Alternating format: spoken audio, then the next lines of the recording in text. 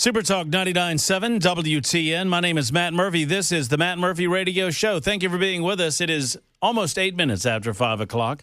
I appreciate our guest for the better part of the hour, last hour. That is the Consul General of the Southeast. Oh, well, I should say it right. The Consul General from Israel, or for Israel, for the Southeast United States of America. His name was Eitan Weiss. And he joined us for the better part of the hour. Thanks to Representative Scott Spiggy, who had him in studio with us, facilitated that get-together. Obviously, I am a supporter of Israel. I support the Jewish people. I do not believe that we need necessarily to support them with our money. And I believe that our money is best spent at home. I hold those two positions simultaneous, and I do not believe that they are mutually exclusive positions.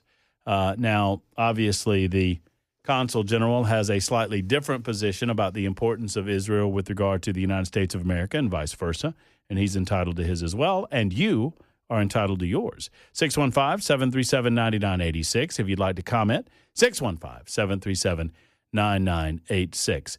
Simple as this. I do not believe that Israel is the aggressor state in the Middle East. I believe that the aggressors in the Middle East are largely radical Muslims who would like to wipe the state of Israel and, by extension, the Jewish people from the face of the earth. Then those same Muslim radicals would wipe the rest of the infidels from the face of the earth or see them subjugate themselves or convert to Islam. I believe that. That is my position on it. And so as a friend in the Middle East goes, we will not have a better friend, in my opinion, than Israel. That does not necessarily mean that we should empty our piggy banks.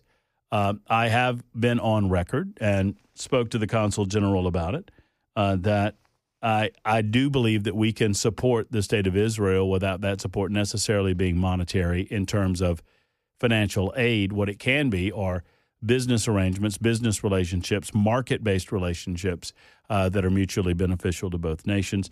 And I think he spoke on that for a good portion of our conversation here today. You're welcome to your thoughts on it, 615-737-9986. Obviously, anytime you bring up the state of Israel and the relationship with Israel and the United States of America, you get a lot of insane and incredible opinion on all sides of the issue.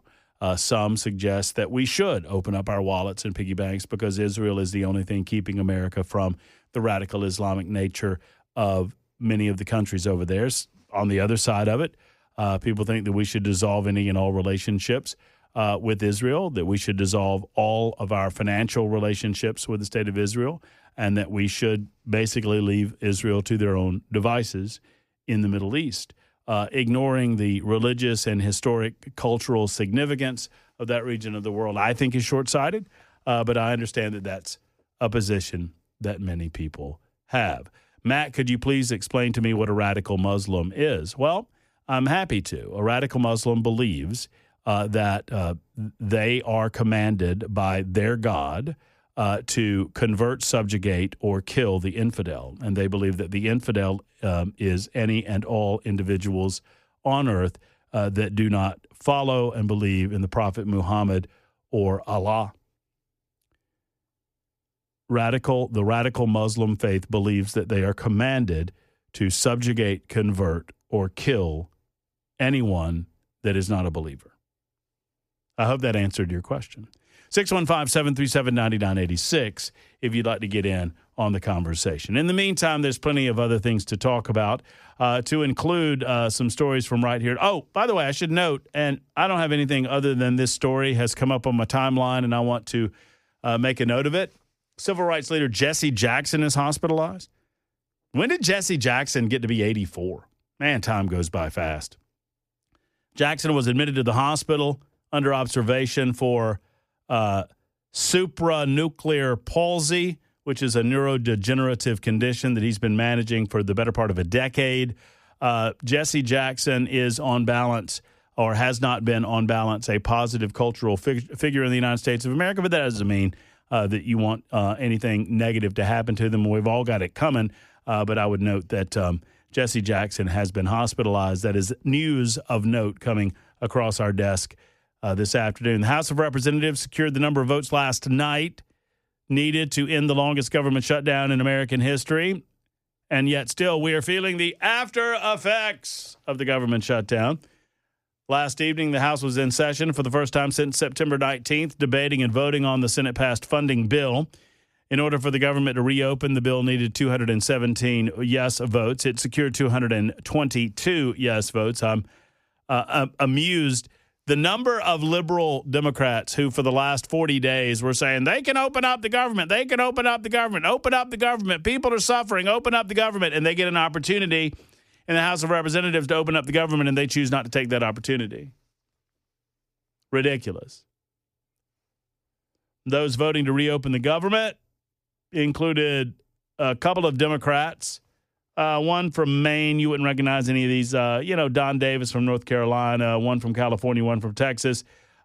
Republicans Thomas Massie of Kentucky and Greg Steube of Florida voted against reopening the government. Steube is on record as saying that he voted against reopening the government solely because of the provision that was placed in one of the Appropriation Committee bills that would allow for repayments to Republican senators who were spied on by the Biden administration. We're going to talk more about that with John Rose coming up at 5:35 on Super Talk 99.7 WTN. Never fear.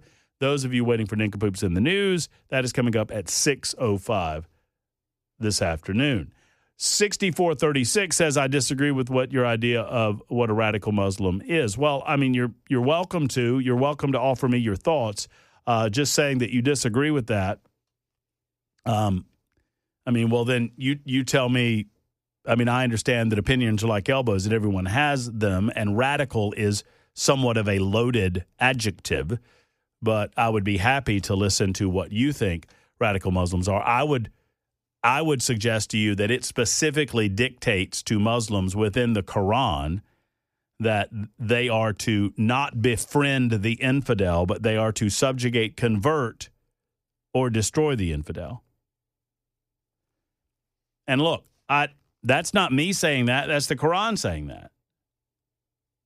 And I suppose that one could argue, and I have friends in the United States of America that claim the Muslim faith. And they would tell you that they have no interest in converting or killing anybody. They have no interest in subjugating anybody. But what I'm saying, and the reason that I use the adjective radical, is to suggest that those individuals in these regions of the world that do believe that would consider Muslims in the United States of America that don't believe that to be infidels too. Y'all hearing me?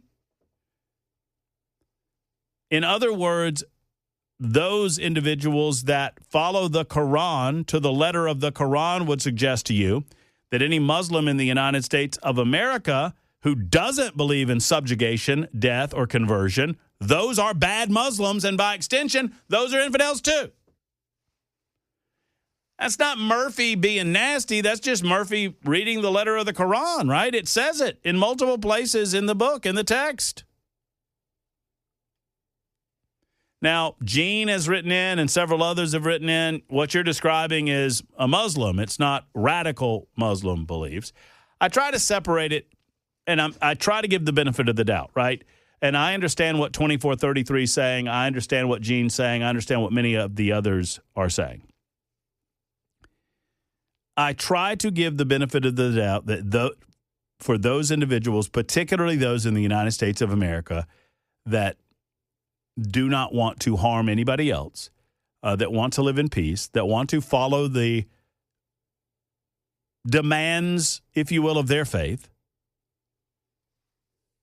and do not want to wage any sort of jihad against other people who do not follow their same faith. What I would say is that in many parts of the world, they would consider to be bad Muslims. I'm not here to judge that from a religious faith standpoint. I'm just here to tell you that I think there is an important and necessary separation between the two. And I hope that makes sense. Mike has a thought or two on it as he calls in at 517 on Super Talk 99.7 WTN. Hello, Mike. Hey, Matt.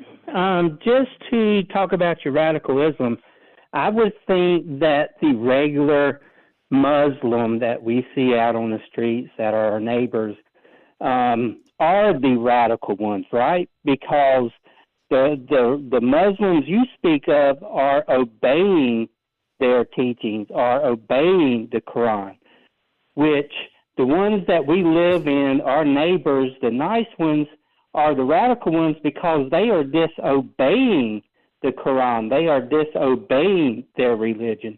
Is that clear? Does that make sense? Yeah, I mean, sure. I mean, yeah, I think I think we're in a lot of ways saying the same thing in different ways. But I understand fully. I understand fully what you're saying. Yeah.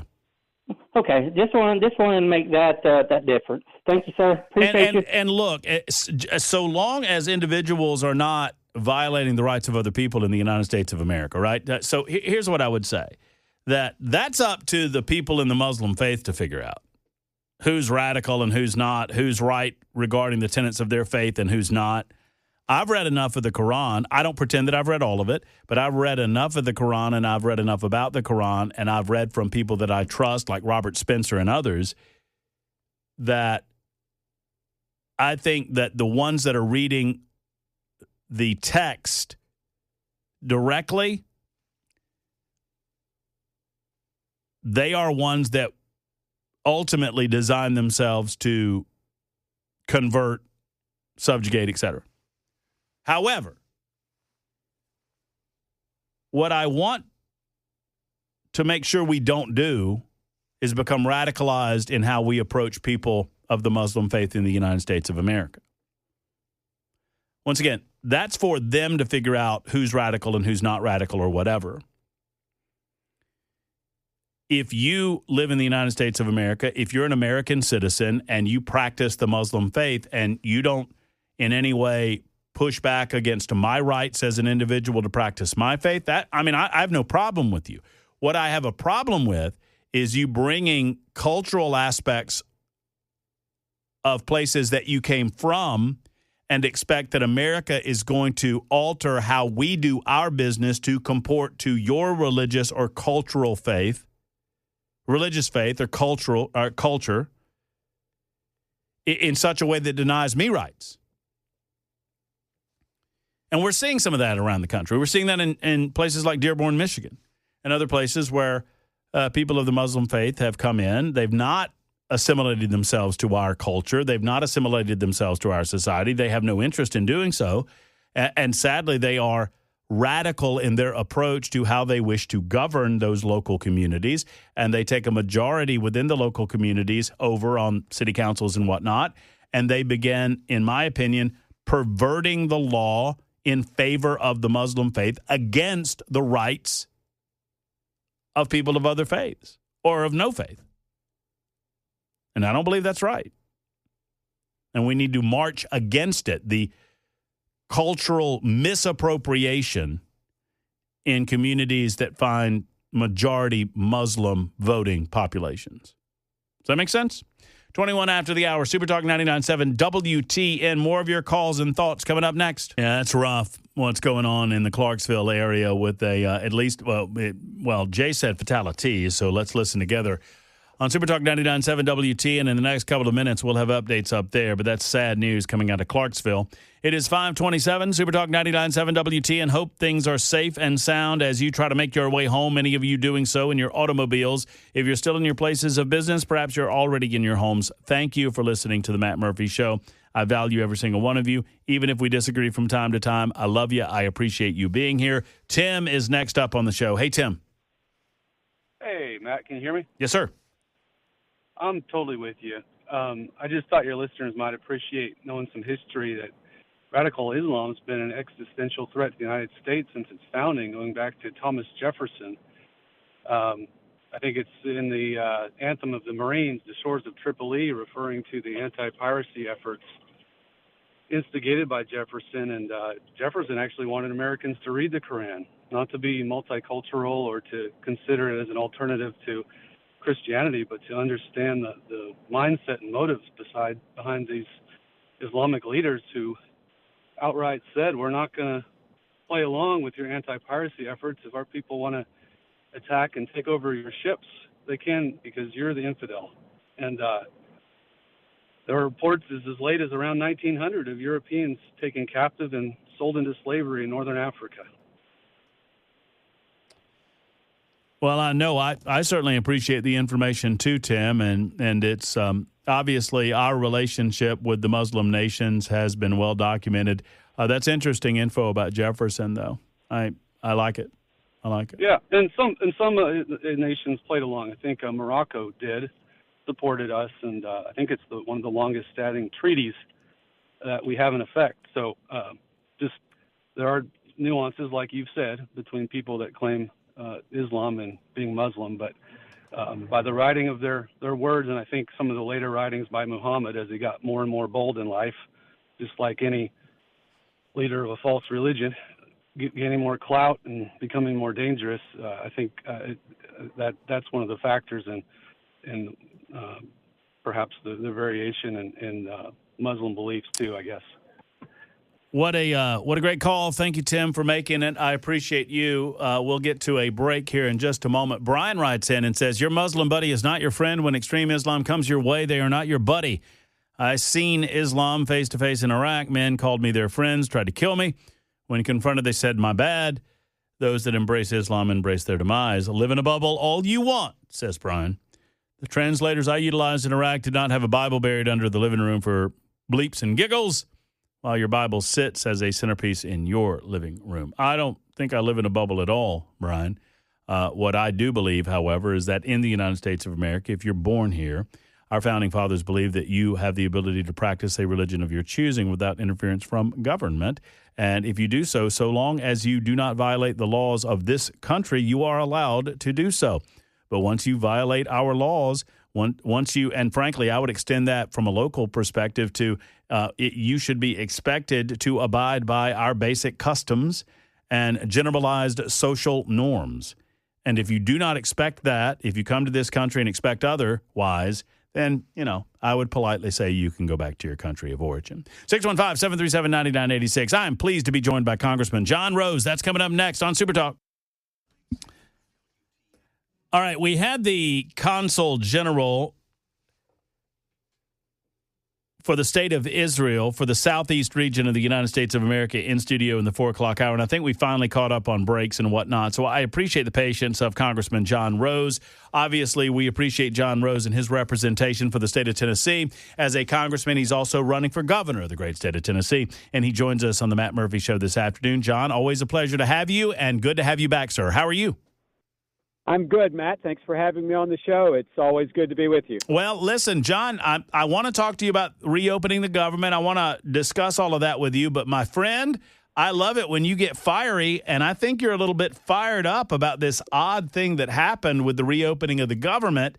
And I saw on your social media platforms you were speaking to it, and it has to do with this odd little arrangement that happened in the United States Senate regarding senators getting repayments of $500,000. Can you explain all of this to me and help me understand why it's so concerning to you?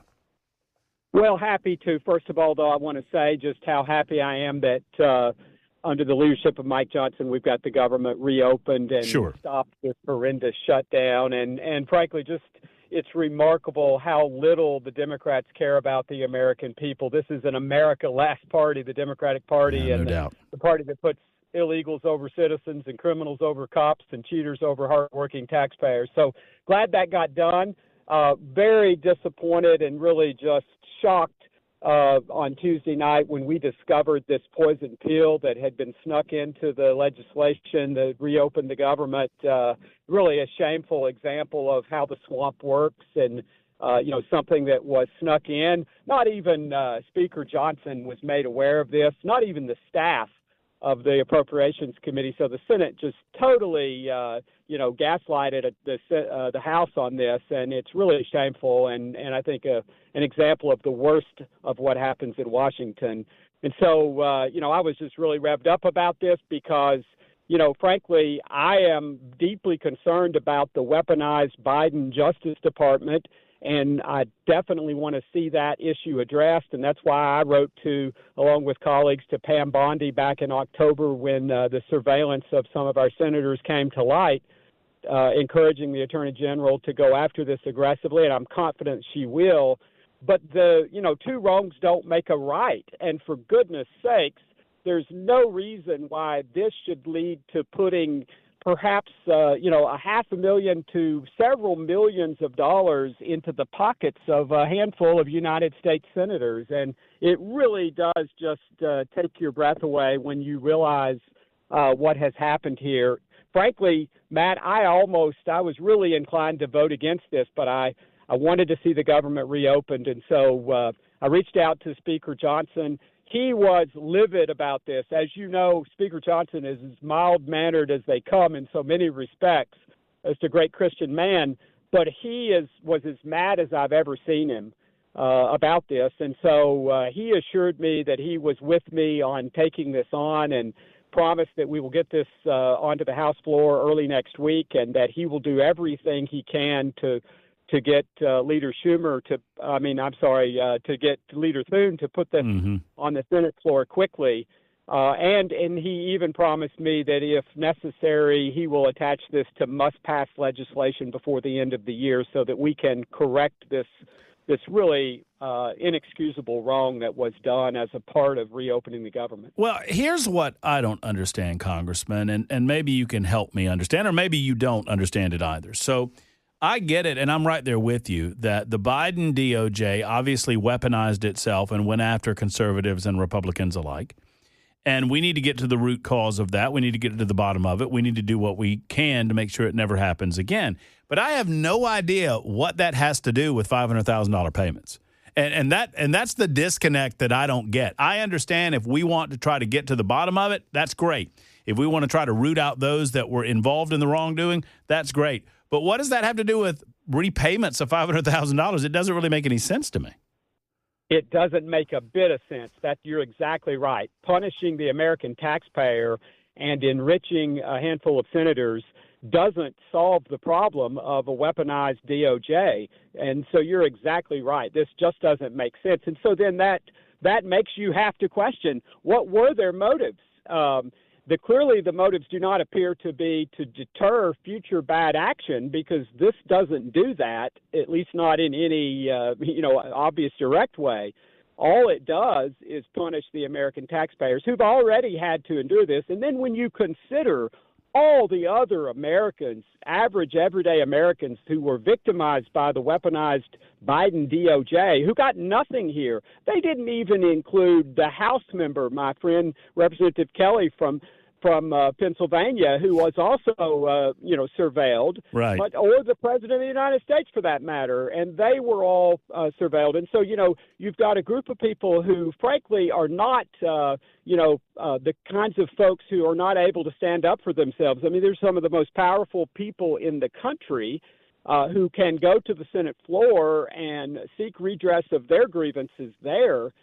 They certainly, don't need this, and they certainly don't need millions of dollars put in their pockets. So it is really indefensible, and that's why I've been calling on, we can work to repeal this. That could be a heavy lift if the Senate is not cooperative.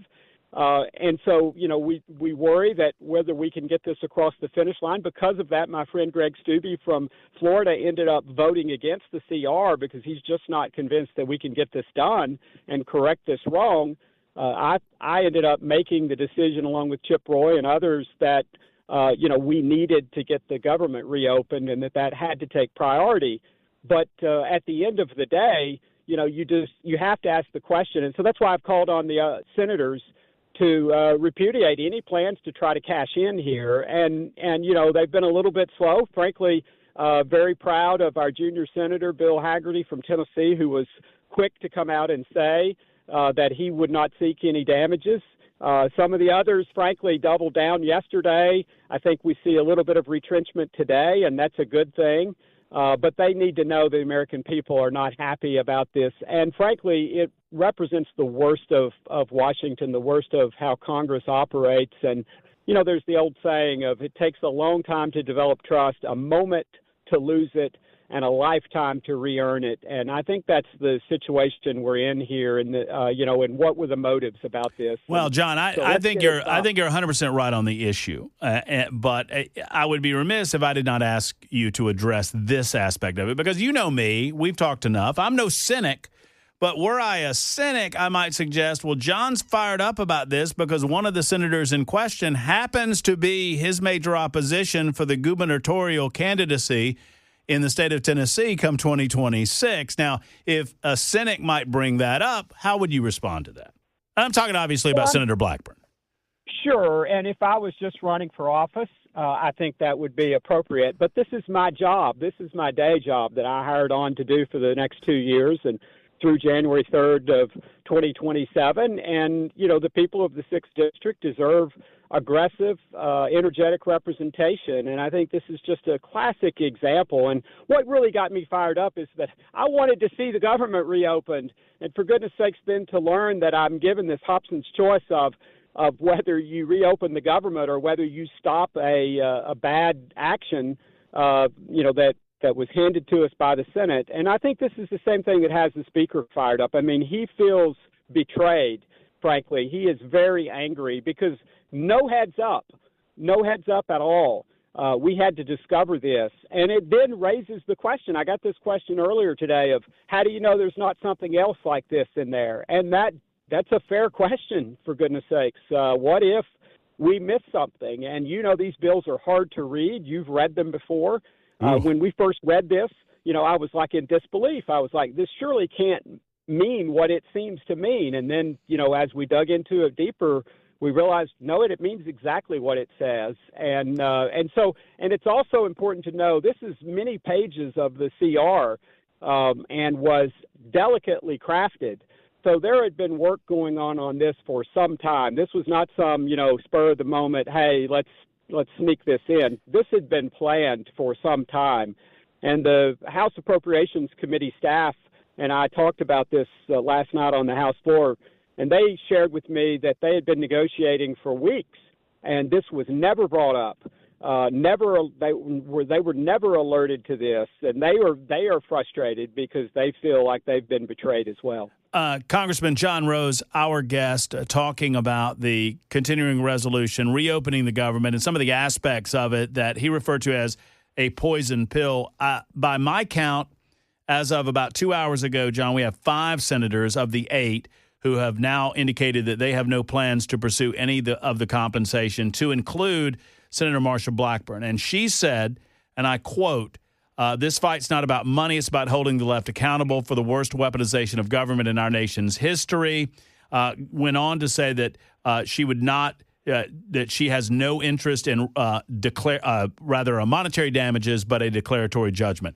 I'll ask you directly, John, do you believe, had you not raised this alarm, that she would have made that statement? I don't.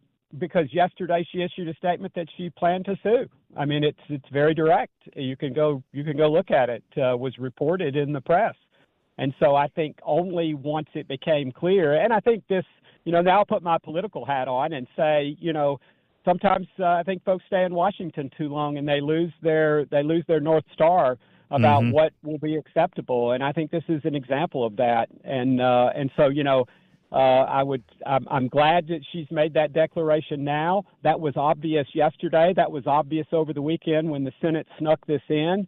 And so, this should have been a very clear answer very quickly that I would not seek, I think any Tennessean would say, why should they get a windfall of millions of dollars potentially? And how will that deter this behavior? And I think that's the real question. If the goal was to deter bad behavior at the DOJ, then why not draft legislation that would do exactly that? Congressman John Rose is with us. Do we have any idea, and will you commit to us to try to get to the bottom, if we don't, as to who put this in there? I mean, because no one's claiming that no one's taking credit for it, right? Because it's been exposed and it looks awful. And I don't know how you would justify these taxpayer-funded monetary payments. We want to expose the wrongdoing. We want to stop the wrongdoing. But these repayments are ridiculous, these punitive repayments. Do you have any idea who was responsible for getting this in? I do have some idea, but not direct information. So I would say this is going to be up to the press to some degree to ferret that out. Okay. I would tell you. I think that information is circulating in certain circles in Washington about who was responsible. I think if what I have heard is true, and I can't verify it, I only have secondhand information, but if what I've heard is true, then there is yet another shoe to drop here about who was responsible for getting this put into the bill. Listen, we want the truth is sunshine and truth. That's disinfectant, and we want to clean up and disinfect D.C. as best we can, and we appreciate your aid in doing so.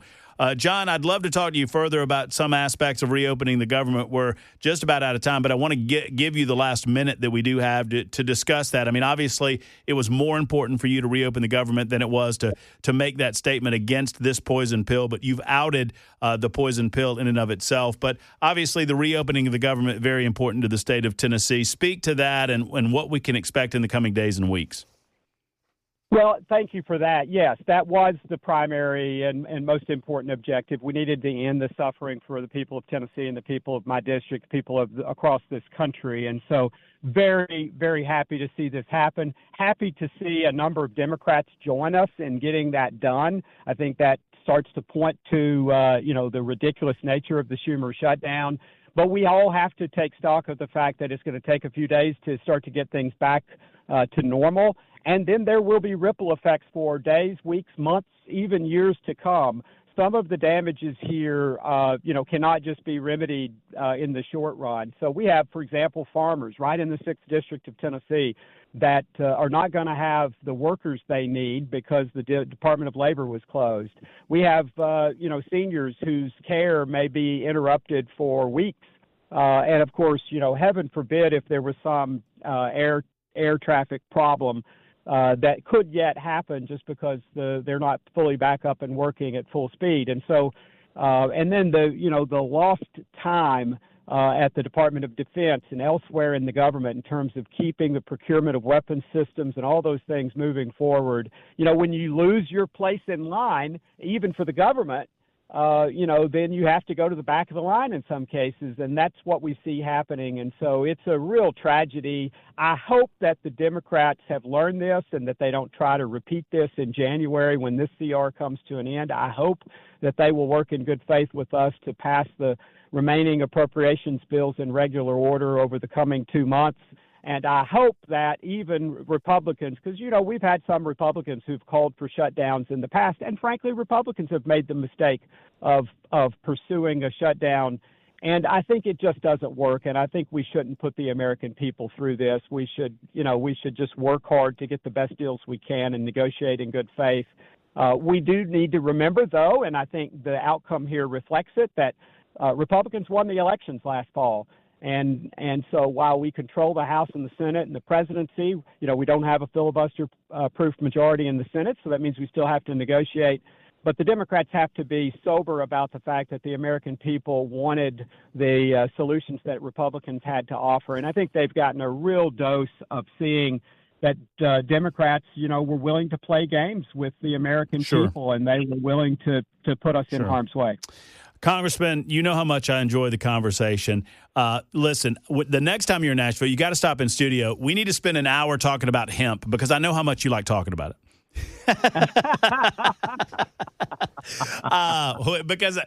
No, we need to do it. We need to get you in studio. We need to have a great conversation about that and many, many other things involving your candidacy for governor and your representation of your district in the wonderful state of Tennessee. Always good to catch up with you. Let's do it again very soon.